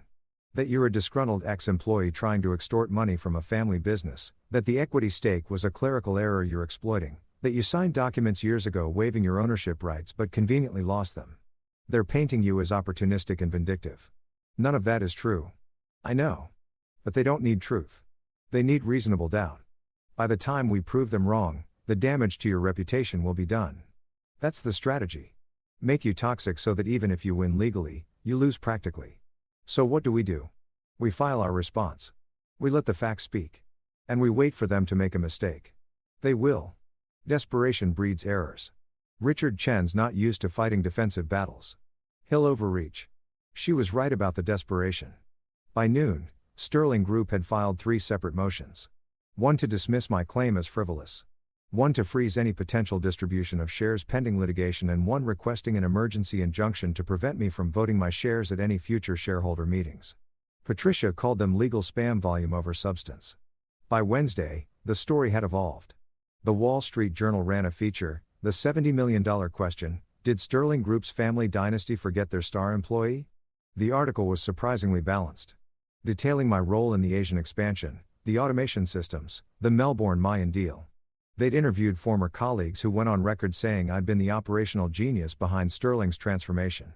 They'd also interviewed David, who called me a talented employee who never understood the difference between doing your job and owning the company. The phrase made my blood boil. Doing your job like 10 years of 80-hour weeks, missed anniversaries, sacrificed health was just clocking in and out. But the article also included something I hadn't expected. A quote from Robert Kleinfeld. James Martinez was the most capable executive I've encountered in 30 years of business. If Sterling Group built an empire in Asia, he was the architect. The Kins may have provided the capital and the name, but Martinez provided the vision. History will remember that even if they'd prefer it didn't. I called him that afternoon. "Thank you for the quote. You didn't have to do that. I didn't do it for you," he said, though his tone was kind. "I did it for accuracy and because watching Richard Chen squirm is excellent entertainment. How are you holding up?" "I'm surviving barely." That's all you need to do. Survive longer than they can maintain the pressure. Rich people get bored easily, stay boring, stay consistent, and they'll eventually cave. You really think so? I know. So, I've seen this play out 100 times. The only question is whether you have the stomach for it. I thought about that a lot over the next few days. Did I have the stomach for this? Every morning brought new attacks. Sterling's lawyers filed motion after motion. Each one more aggressive than the last. They demanded access to my financial records, claiming I'd mismanaged company funds during my tenure. They subpoenaed my emails, looking for anything that could be twisted into malfeasance. They even reached out to the car wash asking questions about my mental state and whether I'd exhibited unstable behavior. Tommy called to warn me. "Some fancy lawyer came by asking about you. I told him you were the best employee I ever had and he could shove his questions. But James, what the hell is going on? They're trying to make you sound crazy. They're trying to discredit me, make me seem like I'm having a breakdown so my claim looks less legitimate. That's disgusting. That's business. At least the version of it." The media attention intensified. Business Insider ran a profile from COO to car wash. The spectacular fall of James Martinez. The article recounted my dismissal, my subsequent unemployment, my work at Tommy's car wash. They made it sound romantic, like I'd chosen this path deliberately, some kind of philosophical journey into humility. The reality, sleeping on a couch, skipping meals to save money, The crushing weight of professional annihilation didn't make it into the narrative. But the article did something unexpected. It humanized me. Suddenly, I wasn't just a legal case or a business dispute. I was a person, someone who'd fallen and gotten back up. Someone who'd worked with his hands when his brain wasn't wanted anymore. The public response surprised everyone. Social media exploded with hashtags. Had justice for James Sterling. Group exposed #CarWashGo. People shared stories of being dismissed by family businesses, of building things for others only to be discarded. My story became their story. Patricia called Thursday afternoon. "You're trending. Like actually trending. Twitter, LinkedIn, even TikTok. There are memes. Good memes. You've become a folk hero." "I don't want to be a folk hero. I just want what's mine." "Well, you're both now and it's working in our favor." Sterling's PR team is scrambling. They didn't anticipate public sentiment turning against them. Rich family screwing over loyal employee plays very differently in 2025 than it would have 20 years ago. Does public opinion matter legally? Not directly, but it matters to investors. It matters to the SEC, who's now under public pressure to investigate thoroughly. It matters to Sterling's board, who's fielding as uncomfortable questions about corporate governance. Public opinion is leverage, James, and right now we have it. Friday brought the turning point. I was at a coffee shop in the Village, hiding from the reporter still camped outside Marcus Building, when my phone rang. Unknown number. I almost didn't answer, but something made me pick up. James Martinez. A woman's voice, professional, but warm. "Yes. My name is Helen Reeves. I'm the CFO of Meridian Holdings. We're a private equity firm focused on logistics and supply chain investments. I've been following your situation with great interest." "Okay," I said cautiously. "I'll get to the point. We've been looking at Sterling Group for 2 years, considering a potential investment or acquisition. Your case has revealed some very interesting information about the company's operational structure and leadership. Information that suggests the business you built might be separable from the family that owns it. I'm not sure I follow. What if you didn't have to fight Sterling for your shares? What if there was another option? We'd like to meet with you, discuss a potential opportunity. No obligations, just a conversation." I told Patricia about the call that evening. She was silent for a long moment. "This is either brilliant or dangerous," she said finally. "Maybe both." "What did you tell her?" "That I'd think about it." "Smart. Here is what's happening. Meridian smells blood in the water. They're thinking that if Sterling's internal structure is fractured enough, if the family's fighting publicly with a shareholder, there might be an opportunity to acquire the company at a discount or to poach key assets. Your involvement makes you valuable to them and them. So, they want to use me. They want to work with you. There's a difference. James, what if you didn't have to fight Richard for scraps? What if you could actually build something new through your expertise, your reputation, your sudden public platform to create something that's entirely yours?" The idea took root immediately, not fighting for what I built at Sterling, but building something new, something better, something that proved I'd never needed them at all. "Set up the meeting," I said. The meeting happened Monday at Meridian's offices. Glass and steel on Park Avenue. The kind of place where decisions worth billions happened over coffee that cost more than most people's lunches. Helen Reeves was 50-ish, sharp-eyed, with the kind of presence that made you sit up straighter without realizing it. "Mr. Martinez," she said, shaking my hand. "Thank you for coming. I'll dispense with the pleasantries. We've been watching Sterling Group's growth trajectory with increasing concern. They've expanded rapidly, but the infrastructure is shaky. The automation systems, your systems are brilliant, but they're not being properly maintained. The Asian partnerships you built are fraying because no one there understands the relationships like you did. The Melbourne deal is already showing stress fractures." "David doesn't know what he's doing," I said. "Correct. He's a placeholder wearing your shoes and everyone knows it. The company is worth $20 billion on paper, but without the operational genius that built it, that valuation is fantasy. Which brings me to our proposal." She slid a folder across the table. "We want to build a competitor, a logistics and supply chain company that does everything Sterling does, but better. More ethical partnerships, more innovative automation, better treatment of employees. We provide the capital, a $200 million Series A to start. You provide the expertise, the leadership in your name, which is currently worth more than you realize." I stared at the folder without opening it. "You want me to compete directly with Sterling? We want you to build what Sterling should have been, what it would have been if it weren't hobbled by family politics and ego. James, you're in a unique position. You have public sympathy, industry respect, and a legitimate grievance. You also have something Sterling can never buy. Moral authority. People want to see you succeed now. They want to see the underdog win. That's worth more than marketing, more than brand recognition. That's cultural capital. And your stake, 60% initial equity, decreasing to 40% over 5 years as you hit performance milestones. You'd be CEO, full operational control, board seat guaranteed. We're investors, not operators. We back people who know what they're doing and stay out of their way. I opened the folder. The terms were generous, absurdly generous, more than fair. Why me? I asked.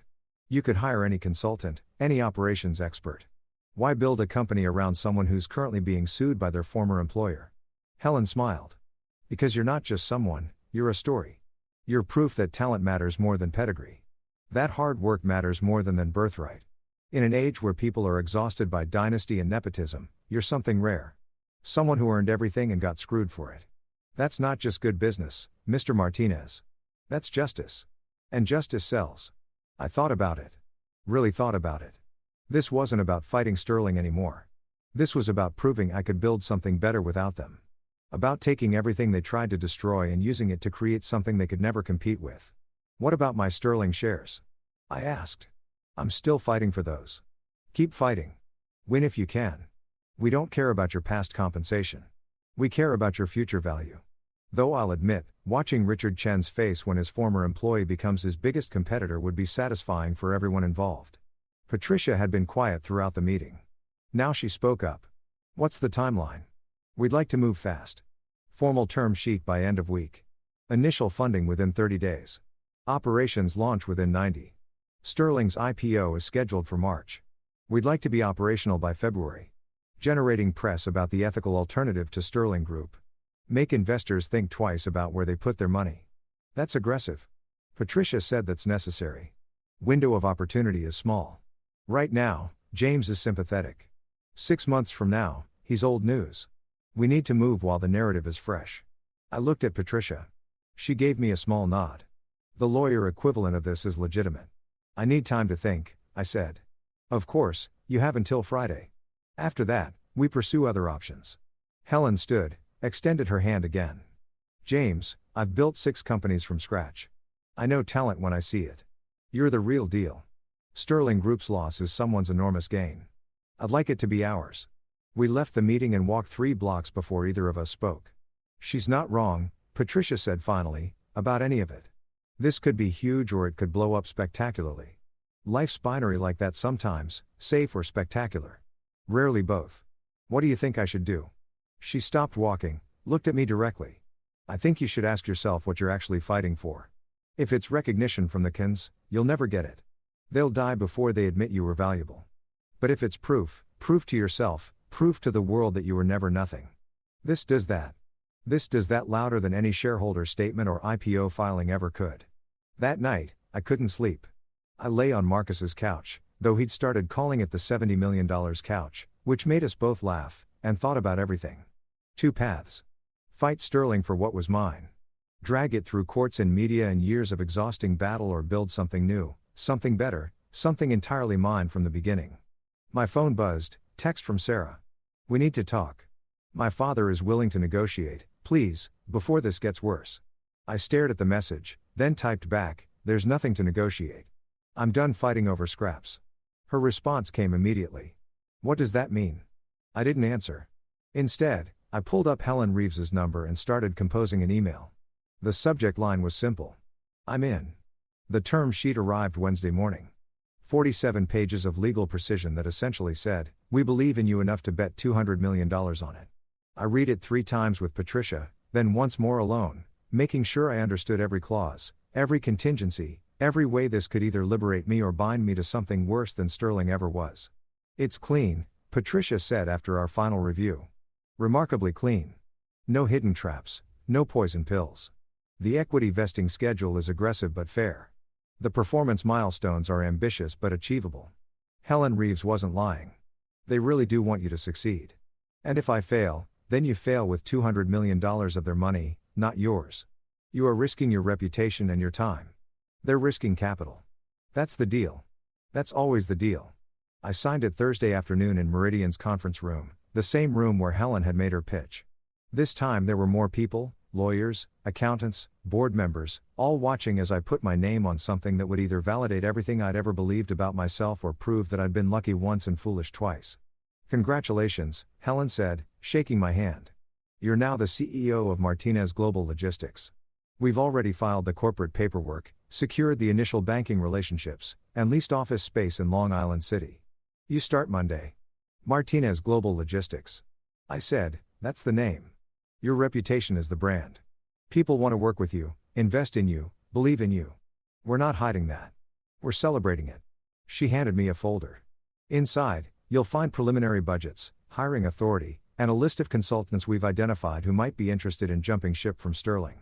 All former colleagues of yours, all people who've reached out expressing interest in working with you again." I opened the folder, 23 names, people I'd worked with, trained, mentored, operations managers, logistics coordinators, systems architects, the backbone of what I'd built at Sterling. They'd leave Sterling to work with me. They already want to. We've had preliminary conversations with 14 of them. All expressed enthusiasm. Most are just waiting for the official offer. "James, you weren't just good at your job. You were the reason a lot of talented people stayed at Sterling as long as they did. You created loyalty. Now you get to benefit from it." The news broke Friday morning. Business Insider ran it first. Former Sterling COO launches competitor with $200 backing. By noon, it was everywhere. Bloomberg, Reuters, CNBC, Wall Street Journal. The narrative wrote itself. Disgraced executive rises from car wash to CEO, backed by major private equity firm, preparing to challenge the family business that destroyed him. Sterling stock, they'd done a small private placement ahead of the IPO, dropped 4% on the news. My phone exploded. Reporters, investors, former colleagues, people I hadn't heard from in years suddenly wanting to reconnect. I ignored most of them, but I did answer when Robert Kleinfeld called. "Congratulations," he said. "Though, I'm not surprised. I told you survival was the strategy. You've done more than survive." "I haven't done anything yet. Right now, it's just a term sheet and a dream. It's more than that. It's a threat to Sterling, to Richard, to the entire narrative. They've been building about you being worthless. You've turned their biggest weapon, your dismissal, into your greatest asset. That's rare. That's smart. I had good help. You had good instincts. The help just gave you permission to trust them." Sarah called that afternoon. I let it go to voicemail. Her message was short, clipped, professional. "We need to discuss your new venture. There are legal implications regarding non-compete clauses in intellectual property. Call me back." I forwarded it to Patricia without listening to it again. "They're panicking," Patricia said when she called back. "I've received similar messages from their legal team. They're claiming you're violating your severance agreement, that there was an implied non-compete, that you're using Sterling's trade secrets. It's all bluster. Your severance agreement specifically allowed you to work in the industry. There's nothing about not competing. They're just scared. Should I be worried? Only if you actually are using their trade secrets. Are you? No. Everything I'm building is based on my own knowledge, my own experience. I'm not taking files or client lists or proprietary systems. I'm just doing what I know how to do. Then they can threaten all they want. They won't win. But James, be prepared. They're going to try to make this ugly. They'll claim you're stealing clients, poaching employees, undermining their business. The fact that you're actually just competing fairly won't stop them from claiming otherwise." She was right. By Monday morning, my first official day as CEO of Martinez Global, Sterling had filed an emergency motion seeking to block me from hiring any former Sterling employees, claiming I was engaging in a coordinated campaign of corporate raiding. Helen Reeves laughed when she saw it. "They're terrified. Employees wanting to work for you isn't raiding. It's consequences.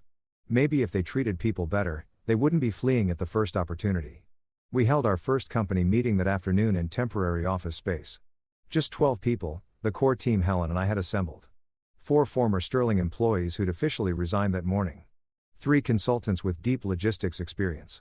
2 tech specialists Helen had recruited from a failed startup, an HR director, a CFO, and me. "Thank you all for being here," I started. My voice sounded strange to my own ears, authoritative but uncertain, like I was trying on a suit that didn't quite fit yet. Most of you know my story. Some of you lived parts of it with me at Sterling. All of you are here because you believe in what we're trying to build. Not just another logistics company, but a better one. One that treats employees like assets, not expenses. One that builds partnerships, not dependencies. One that proves success doesn't require cruelty. I looked around the room, 12 faces, all of them trusting me with their careers, their futures, their belief that I was worth the risk. I can't promise this will be easy. Sterling is going to come after us. They have more money, more connections, more brand recognition. But we have something they don't. We're right. Not morally right, though. I believe we are right, strategically right, operationally right about how this industry is evolving, and if we execute well, if we stay focused and stay ethical, we won't just compete with Sterling, we'll make them irrelevant. The speech was met with applause, genuine enthusiastic applause that made something tight in my chest loosen slightly afterward. Marcus Chen, no relation to the otherkins, he liked to joke. One of the former Sterling operations managers pulled me aside. "I need you to know something." And he said, "When David took over your role, he called a meeting, told everyone that you'd been let go because you weren't family material, that you'd never really understood the business, that you'd gotten lucky with a few deals but didn't have real vision."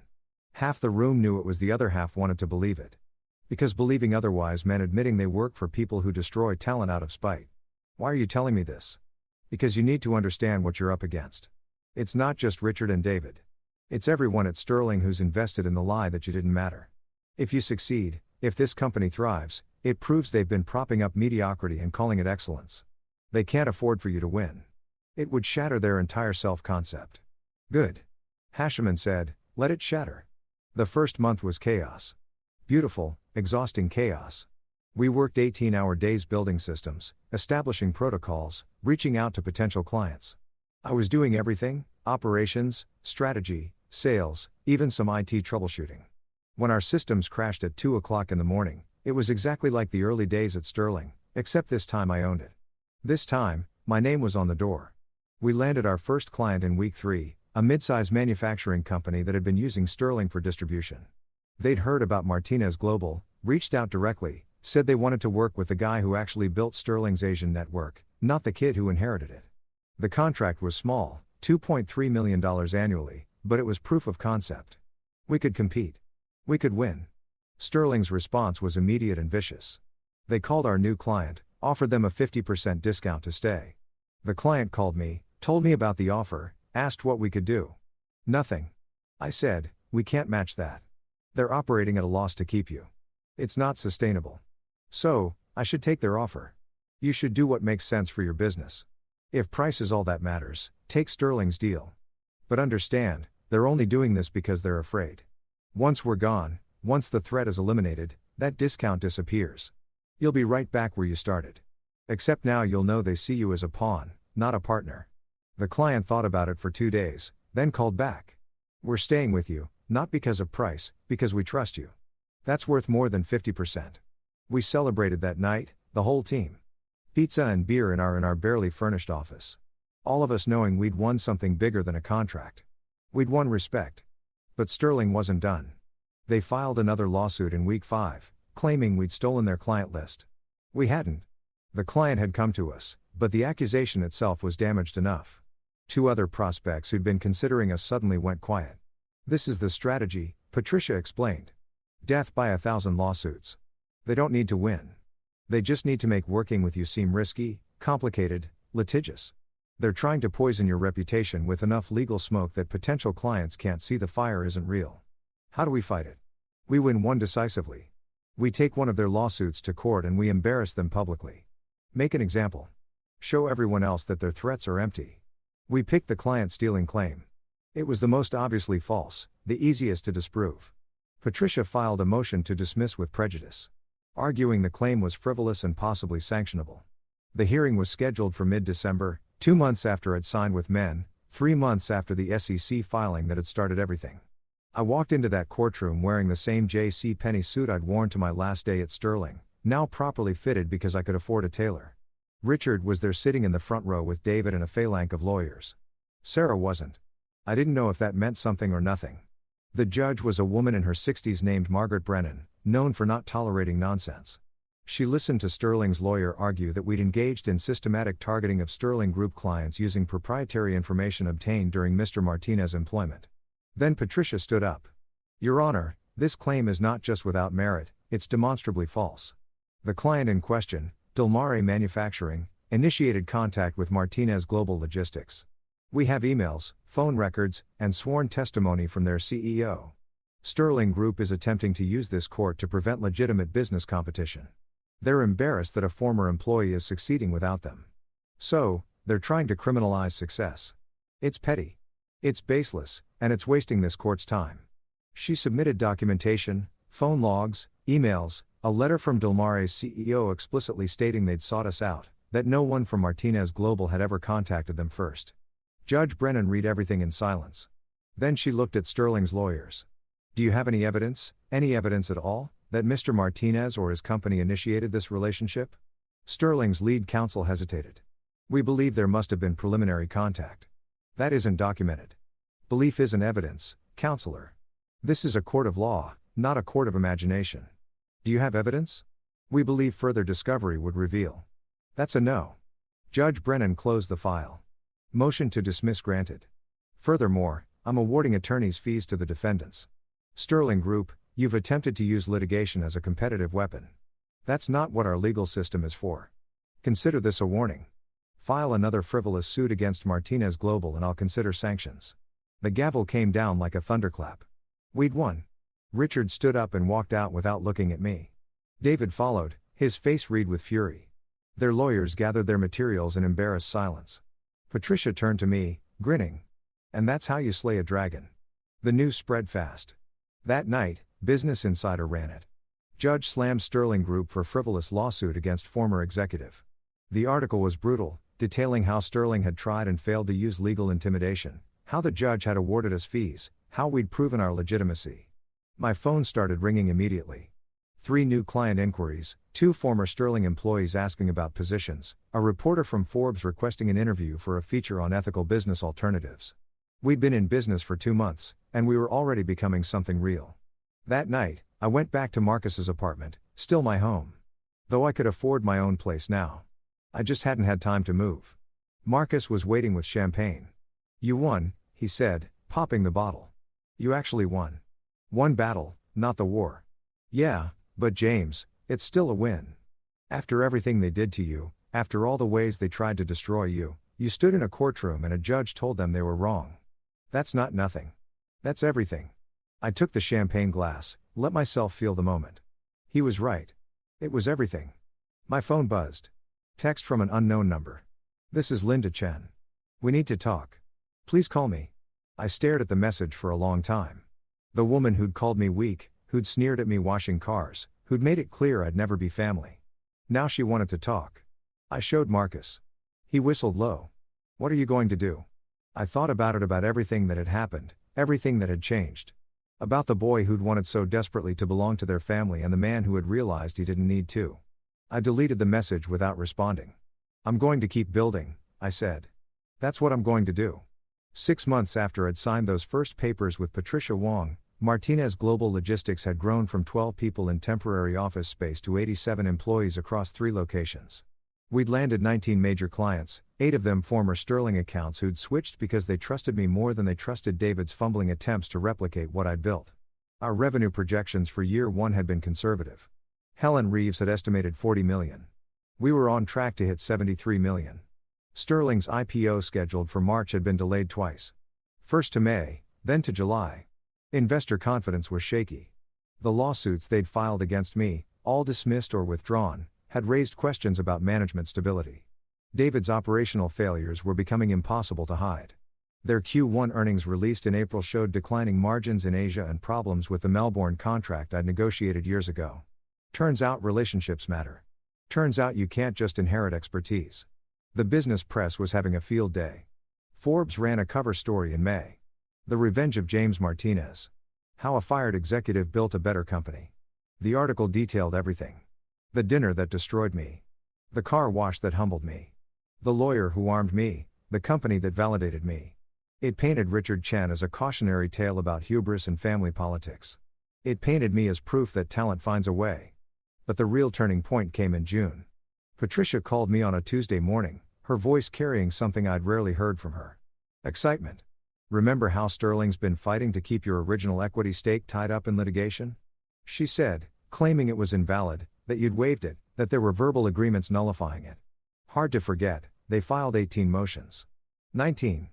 But I've got news. The judge just ruled final ruling. No more ice peels. Your equity stake is valid. All of it. 3% of Sterling Group belongs to you. Free and clear. They have to add you to the shareholder register immediately. I sat down. The office around me, my office in a building with my name on it, seemed to tilt slightly. How much? I asked. Based on their most recent valuation, which was filed with the SEC last month, $72.4 million. And James, it gets better. Because of the delays they caused, because of all the litigation they forced, the judge is awarding you damages. Another $6.3 million to cover legal fees and lost opportunity costs. You're a $78.7 million man officially. I couldn't speak. The number was too big, too surreal. A year ago, I'd been washing cars for tips. 6 months ago, I'd been sleeping on Marca's couch eating ramen. Now, there's more. Patricia continued, the judge included language in the ruling, strong language. She said Sterling's attempts to invalidate your equity were bad faith litigation designed to deprive Mr. Martinez of his lawful ownership interest. She essentially called them out for corporate bullying. That language is going to be cited in business law classes for years. You didn't just win, James. You won decisively. You won on the record. You won in a way that will follow them forever. When do I get the money? They have 30 days to execute the transfer. My guess they'll try to negotiate one more time, offer you a settlement to avoid the public spectacle of you officially becoming a shareholder. But James, you don't need to settle anymore. You've already won. This is just deciding whether you want the money now or the satisfaction of watching them squirm forever. I thought about it. $78 million would change everything. I could expand Martinez Global faster, hire more people, compete more aggressively. I could buy a house, help Marcus, never worry about money again.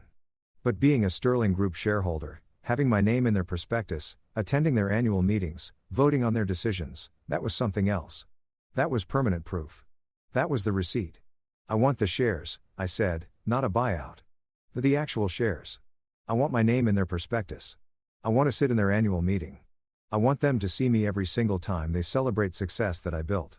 Patricia laughed. I was hoping you'd say that. I'll file the paperwork this afternoon.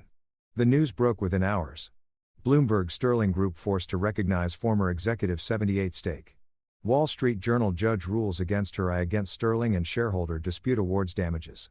CNBC brought me on for an interview. The anchor, a woman named Jennifer Park, who'd made a career of skewering bad executives, smiled like a shark when I sat down. Mr. Martinez, you're now worth nearly $80 million, and you're running a successful competitor to the company that fired you. Does this feel like vindication? It feels like clarity, I said. For a long time, I questioned whether I'd actually contributed anything meaningful to Sterling, whether I'd been lucky or skilled, valued or tolerated. Now I know the market knows, the law knows. I built something real. They couldn't erase that no matter how hard they tried. Your former father-in-law, Richard Chen, has declined to comment on the ruling, but sources say he's furious. Does that give you satisfaction? I thought about that question carefully. A year ago, the answer would have been yes. Absolutely yes. I'd wanted him to suffer the way he'd made me suffer. Wanted him to feel small and worthless and disposable. But sitting there in a studio being interviewed as a CEO and a vindicated shareholder, I realized something. Richard Chen's feelings didn't matter to me anymore. His fury, his embarrassment, his regret. None of it could touch me. I'd moved beyond needing his validation or enjoying his pain. I hope he learns from it, I said finally. I hope he learns that talent matters more than pedigree. That loyalty should be earned, not demanded. That the people who build your empire deserve to be treated like partners, not servants. If my situation teaches him that, then something good came from something painful. The interview went viral. The clip where I said, I hope he learns from it, was shared millions of times, praised as gracious and devastating in equal measure. People loved it because it wasn't vengeful. It was something harder. It was dignified. 3 days later, I received a letter. Physical letter, expensive stationery delivered by courier. The return address was Richard Chen's personal office. Inside was a single page handwritten. James, I'm writing this against the advice of my lawyers, my family, and my better judgment. But some things need to be said directly, not through intermediaries or press releases. You were right about the Asian expansion, about the automation systems, about the Melbourne deal, about how to treat employees, how to build partnerships, how to run a company with integrity. You were right about everything, and I was too proud to admit it. When I brought you into Sterling, I saw and knew what I wished I'd seen in my son. Talent, drive, vision, The hunger to build something meaningful. I thought if I could shape you, mold you into what I wanted David to be, maybe I could prove to myself that leadership is taught, not inherited. But the more successful you became, the more it exposed David's inadequacies. And instead of dealing with that honestly, I blamed you for being too good. I convinced myself you were the problem. Firing you was the worst business decision I've ever made. But worse than that was her. It was cruel. Linda's comment about you washing cars. She told me about that encounter. Told me she'd put you in your place. I should have been disgusted. Instead, I was satisfied. I told myself you deserved humiliation for daring to be better than my son. I've spent 30 years building Sterling Group. You spent 10 years making it great. The difference between those two things is something I'm only now beginning to understand. I'm not asking for forgiveness. I'm not expecting reconciliation. I'm simply acknowledging what the court has made official. You were never the weak one. You were never the one who didn't belong. You were the best of us and we were too small to see it. Congratulations on Martinez Global on the ruling on proving everyone wrong. Richard Bum. I read the letter 3 times. Each time I felt something different. First, anger. Too little, too late. Second, sadness. For what could have been if he'd said this a year ago, 5 years ago, 10 years ago. Third, and finally, acceptance. This was as close to an apology as Richard Sean was capable of giving. It wasn't enough to undo the damage, but it was something. It was acknowledgement. I showed it to Marcus that evening. He read it, handed it back. What are you going to do with it? Nothing. Keep it. Maybe frame it. Not because I forgive him, but because it's proof. Proof that I was right to believe in myself when no one else did. You going to respond? I thought about it. Thought about writing back saying something gracious or cutting or was. But what was there to say? The letter was his burden to carry, not mine to relieve. No, I said finally. He doesn't need my response. He needs to live with what he did. That's punishment enough. 2 weeks later, Sterling Group's annual shareholder meeting was held at the Waldorf History. I received my invitation, as was my legal right as a registered shareholder, and I debated whether to attend. It would be theatrical, potentially petty, definitely uncomfortable for everyone involved. I went anyway. The ballroom was full of investors, board members, analysts. Richard stood at the podium with David beside him presenting the year's results. The numbers were down. Revenue flat, margins declining, client retention problematic. Richard tried to spin it positively, talked about market challenges and transitional periods, but everyone in that room could read between the lines. Sterling was struggling. When the Q&A portion began, I didn't raise my hand. I just sat there in the third row, visible to everyone. Several people recognized me, whispered to their neighbors. I watched Richard's eyes find me, hold for a moment, then look away. After the formal meeting ended, there was a reception. I was heading for the exit when a voice stopped me. James. I turned. Sarah. She looked different, thinner, tired, her eyes carrying a weight that hadn't been there before. Hi, I said. Can we talk just for a minute? We found a quiet corner. She held a glass of wine. She wasn't drinking. I read about your company, she said. About the ruling, about everything. You did it. You actually did it. I did what I had to do. I'm proud of you. She said it quietly like a confession. I know I don't have the right to say that anymore. I know I lost that right when I chose my family over you, but I am proud and sorry. So incredibly sorry. I know, I said. I got your father's letter. He wrote you? She looked surprised. He didn't tell me. What did it say? That he was wrong about me. About everything. She nodded slowly, tears forming. He was. We all were. James, I don't expect forgiveness. I don't expect anything. I just wanted you to know that I've regretted it every single day. The firing, the divorce, all of it. You were the best thing in my life, and I destroyed it because I was too weak to stand up to my family. Your mother called you the weak one, I said. Not me.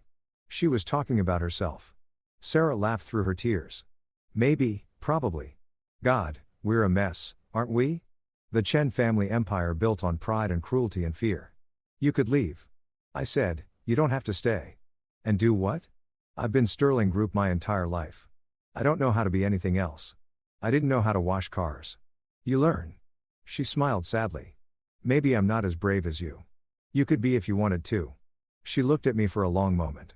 Are you happy with your company, your life, all of it?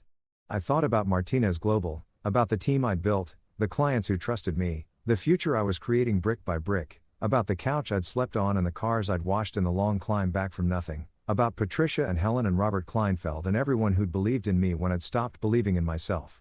Yes, I said I am. Good. You deserve that. You always did. She started to walk away, then turned back. For what it's worth, I think you were always going to be successful with or without us. We didn't make you, James. We just got to watch for a little while, and we should have been grateful for that. I watched her walk away, disappear into the crowd of Sterling shareholders and executives and the machinery of a company that was slowly realizing it had lost its engine. I left the Waldorf and walked through Manhattan in the summer evening. The city alive and indifferent around me. I pulled out my phone and scrolled through messages. One from Patricia. Meridian wants to discuss Series B funding. They're thinking 500 million.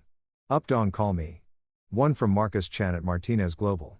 Australian distributor wants to meet, could be huge. One from Tommy at the car wash.